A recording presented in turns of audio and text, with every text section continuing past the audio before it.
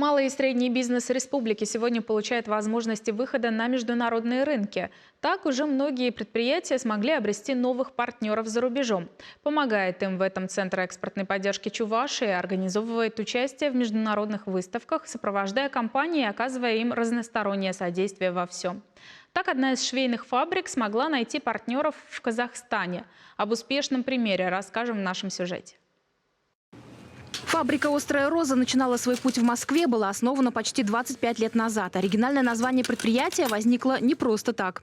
Фабрика «Острая роза» была основана в 1997 году нашим руководителем, который зовут Острая Роза Васильевна. Отсюда и название нашей фабрики. С 2006 года производство перебралось в Чебоксары. Начинали с небольших площадей. Сейчас фабрика – это несколько цехов, где работает более 60 профессиональных швей. А еще дизайнеры, которые следят за мировыми трендами. В линейке более 700 моделей верхней одежды. Кроме пальто выпускают куртки, плащи, а с недавних пор еще и рубашки, платья, костюмы. С продвижением компании на мировой рынок помогает Центр экспортной поддержки Чувашии. Это не только обучающие семинары, но и, самое главное, организация участия предприятий на российских и международных выставках. К примеру, в этом году мы участвовали в международной выставке в Москве.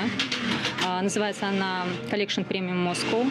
И благодаря этой выставке мы уже в этом году заключили договора с несколькими клиентами из Казахстана.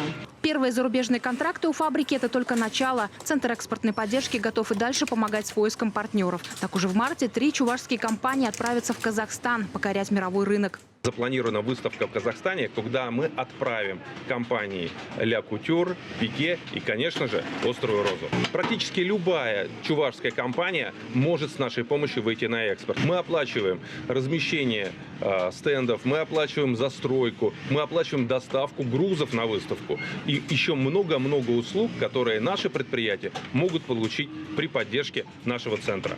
Наталья Егорова, Игорь Ульянов, Вести Чувашия.